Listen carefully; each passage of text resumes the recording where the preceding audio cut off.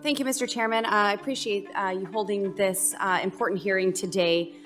With the average price of gasoline nationwide currently sitting at $3.35 and the average hard rock mining project taking 7 to 10 years to go through the NEPA permitting process, clearly we must do more to streamline the permitting process and encourage responsible energy production. And I must just add that I'm not thrilled to hear the remarks from Mr. Squillace, excuse me, and the ranking member.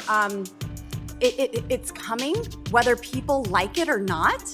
The Green New Deal, wind, solar, it's coming, whether people like it or not. We're not even going to allow the markets to decide. The markets were deciding with fossil fuels, and it was a reliable and efficient energy source. And then the federal government came in and shut them down and heavily subsidized wind and solar, so-called renewables that are not renewable.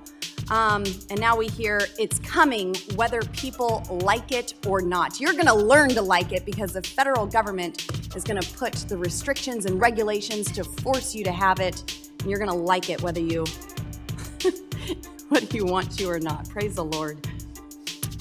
Look, I'm proud to support both of these well-crafted bills that we're here to discuss today that will do the work that's needed to streamline the permitting process and encourage responsible energy production here in America. I'm also thrilled that the TAP American Energy Act also includes the American Energy Act that I introduced. My bill, HR 1067, is important to the people in my district and will help reduce gas prices by providing certainty for energy producers. Now, Chief Operating Officer Knotts, you talk about this in your testimony, but the Biden administration continues to ignore the leasing mandates in the Mineral Leasing Act and the Outer Continental Shelf Lands Act. Will this bill force the administration and future administrations to comply with the law? Well, it certainly should. Again, thank you for the question.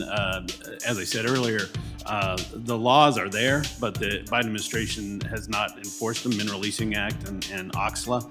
This bill will require quarterly lease sales, which is very important to get that process both onshore and offshore.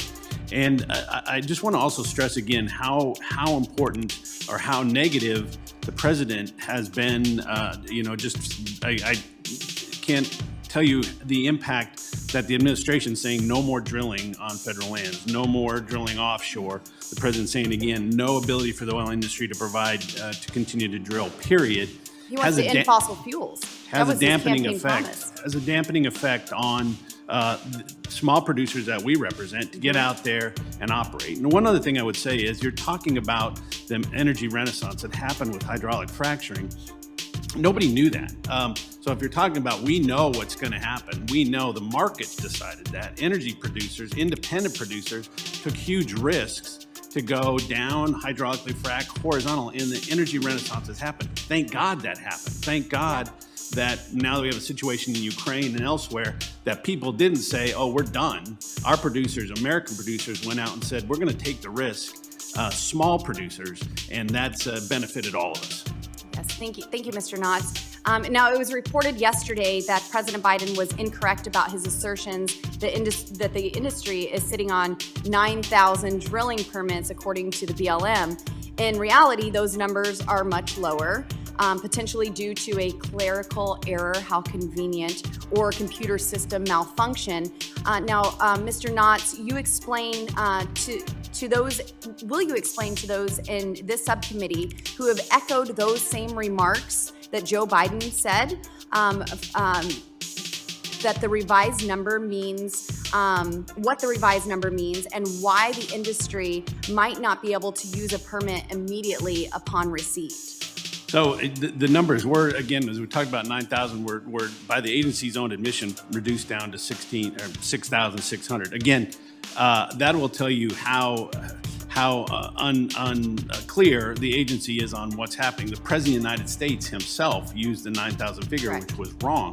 Second of all, many of those approved permits are tied up in litigation, lawsuits from the environmental community, both in New Mexico and Wyoming. Leases are tied up. So as you're talking about leasing, it's really important to understand the tied up in litigation. And then finally, it's not just a spigot that you open up. Once you get a permit, it takes a huge amount of work. This doesn't happen overnight. So we certainly take exception to this idea that you can just turn these projects on and off overnight. Right. Thank you, Mr. Knotts. My time has expired, and thank you to the witnesses who are here today. Thanks for watching, everybody. Make sure to hit that subscribe button. Turn on your notifications so every time I put out a video, you can know about it. It'll come up in your feed. Hit that like button if you liked it, and be positive. Peace.